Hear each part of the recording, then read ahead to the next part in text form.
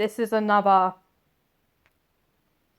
Sun and Moon Show character analysis video, but it's part two to the family therapy part. This one is not as heavily scripted because that one really hurt my head, and that took me 3 hours to write, and it only got me like 13 minutes. So I'm gonna do it the old-fashioned way, aka improv with notes. Anyway, disclaimer. This is all I've done my research on this subject, and also does not pretty much stick with anybody. Like, for everybody, for some people, something may mean something else. Like, for example, depression could be, depression in one person could also be, PTSD in the other. Like, for example, for that. Anyway, let's get into this. We are going to be doing systematic family therapy on basically the entirety of the Sun and Moon Show cast. I did the time frame of the entire family history from as much as I could remember in the last video, and that really hurt my hand. Ouch, it still hurts. Anyway, systematic family therapy is focusing on the group instead of just an individual. Like for example, relationships and all that, and like how they can like work together for it to like be more positive. Like, this is basically what this whole video is. It's just basically pointing out the negatives and the positive to the entire family dynamic, and then just pointing out all of the worst relationships, because there are a lot, but I chose like top 5 or something. Yeah. I chose like the top 5 or something, and like just basically said like what they really have wrong, and like what I would say to them if I ever got the chance to get them to kind of like work out their differences and all that. Anyway, we're going to be doing this in kind of like a generation kind of way, because the way like generations have a huge thing on like a character themselves. Like, for example, creator's going to be the first generation. Sun, Moon, and Earth is going to be the second one. Like technically they're his kids. Eclipse, the Blood Twins, and Lunar, it's the third one. Yeah. Also, I basically count KC and Moon as the same person.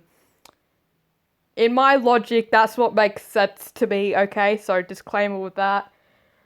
Anyway, the negatives of the entire family tree is the unmeetable expectations. The creator puts a lot on them, but it leaks it to the rest of them in their own way. Conditional love. It's a way like a person is less likely to change if they're being like, if their family's love is all conditional. Conditional love is just basically like, oh, you need to do this and then I'll love you. Like that kind of thing. Like basically a Loki, Thor, and Odin scenario. Basically, I watched an entire family therapy episode in cinema therapy to get all these notes, and that was the Odins. So thank them for being, thank the Odins for being a dysfunctional family, and thanks cinema therapy for their amazing, for teaching me a lot. Pressuring the person to change and mold them, and pressuring a person to change and mold themselves to your standards, not a good thing. Basically, what Sun is actually technically doing when he's asking him to change that's conditional love. Even though like Sun doesn't really love him in a way, but technicalities, that is conditional love. Like whenever like people tell him to change, like even Lunar subconsciously did that. So their entire family, and I mean entire family, including Earth in that list, maybe not Blood Moon, basically just showed Eclipse conditional love, which means he's not gonna change unless he gets unconditional love. Which Luna kind of gave him, but still is kind of conditional. But anyway, let's keep going.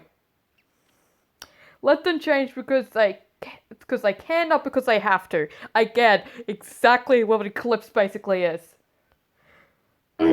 Worthiness. No child should be told whether they're worthy or unworthy, because that'll be feeding their ego and diminishing it.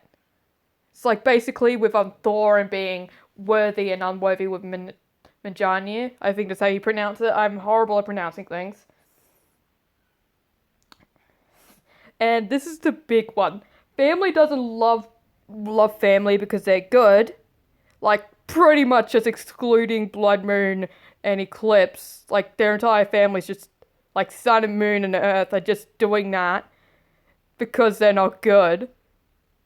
Like, Moon not necessarily excludes Blood Moon, but Eclipse, God.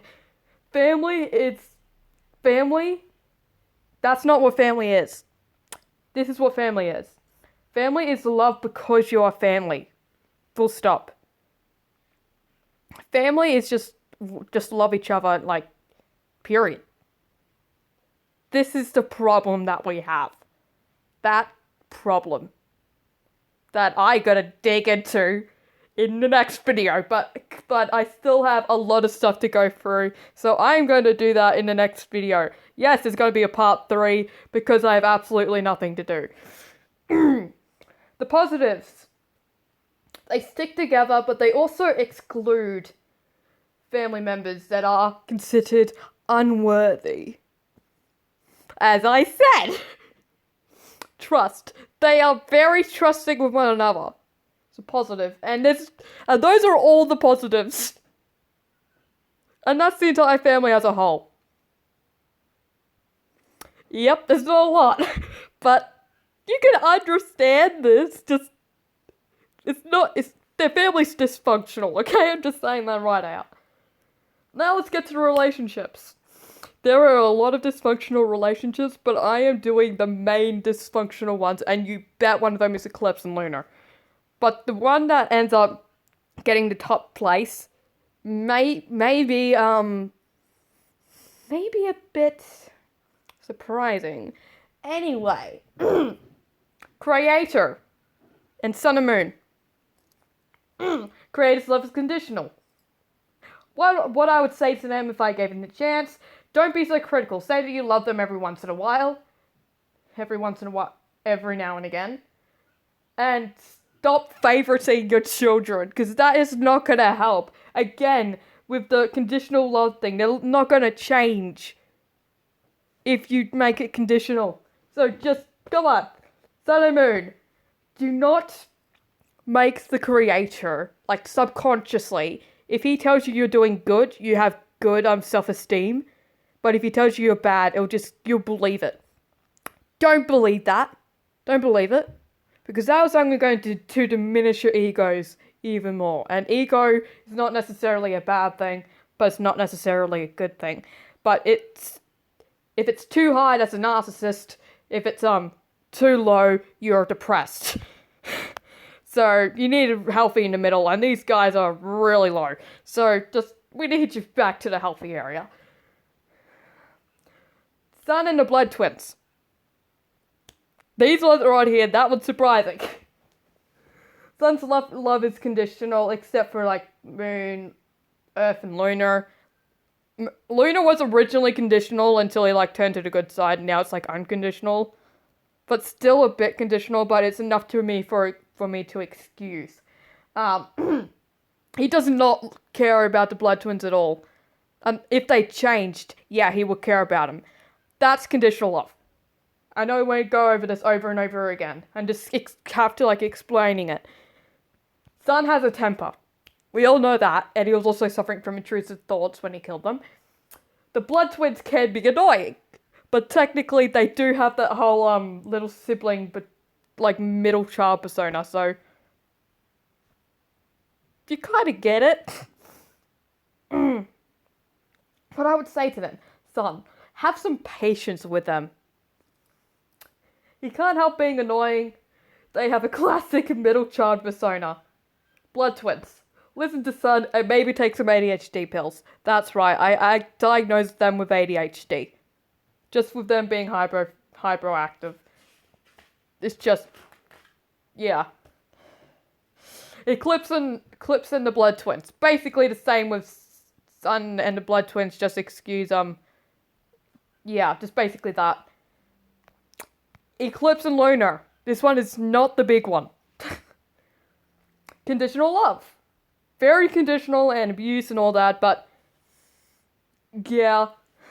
What I would say to them, Eclipse, validate your emotions and put yourself in other people's shoes. Because what he's seeing right now is all red. Basically, Eclipse is Loki. Just put yourself in that, in Loki's shoes, and that is Eclipse. Literal god with all that kind of stuff. So, yeah, he's Loki. Just saying that so that you can put it inside your brain. Lunar, stop trying so hard for his approval and just let him be. Basically the same with Sun and Moon. If you just, if you don't try to ask him to change and all that, he might actually change. So you're basically Thor, but a lot tinier, and you're not a god. And you're dead.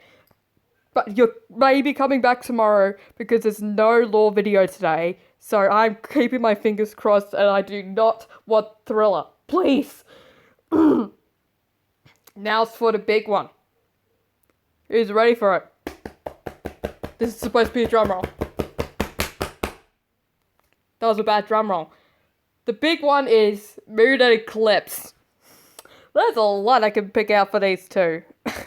Not to mention, these technically, their whole dynamic, to me, just seems like Moon unknowingly has a... Moon is just essentially... I will explain this because I have an entire page of notes for them. So I'm just going to explain this in there. Hate. They hate each other. Moon has conditional love with Eclipse, which Eclipse picks up with his siblings. Like, in a way, I can see this kind of being like an Odin situation. Like, yes, I'm putting Moon in Odin situation. And Eclipse, in a way, is kind of like Hela and Loki, but he's mainly Loki and just hardly any bit of Hela, just a tiny bit. Like, how Odin used to, like, conquer the lands with, Hela, and then he just trapped them away for eternity, making them come back and, like, for thirst of revenge. That's the only part that, Eclipse gets with Hela. Even though that's just basically her whole persona. Everything else is just Loki. Anyway. What I would say to them. Both of them. Because I want to say this to the both of them. I want you two to just have a heart. And you do both realize that hate is a form of love. Eclipse hates you because you abandoned him. He used to, well... You kind of like his role model, mate. Eclipse kind of... Yeah. And you kind of hate him because, Sun used to, he used to be inside of Sun's head, threatening his life. But anyway, that can be excused for now. Do not take that seriously. Anyway. Moon. Acknowledge your mistakes instead of, pushing them onto Eclipse. Even though he already did do this. But he's still kind of like blaming Eclipse since he was the kill code. Just need to acknowledge that. You don't realize, but Eclipse is Eclipse. You are Eclipse's role model in a way.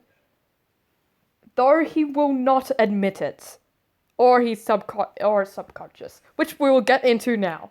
Eclipse. You are following in the footsteps of Moon and the Creator. Yep. I'm aware that you despise Moon, but I can tell subconsciously you're looking for his approval in your own twisted way. Because that's the only way you know how to do it. You need to accept that you have trauma and stop trying to get sweet revenge. Though it feels good at the time, it is like drugs. It will not help you in the long run. So that's basically... most of it. Yeah. I will do like another video in a couple days. Finishing this whole thing off. But anyway, let's do the outro. there is going to be a fan art competition is starting back up again. Just saying that now. And it ends at the end of the month, Australian time. So, and you know what to do. You just at me in a community post, a short, a video. Yeah. Anyway, please like and subscribe and comment down below. I've done my actual research for this, so what I say is creditable. But then again, check out the original people where I actually did all this research. Is cinema therapy. I absolutely love their stuff, and I learned pretty much everything from them. So anyway, please like, subscribe, and comment down below, and I will see you tomorrow. Bye bye.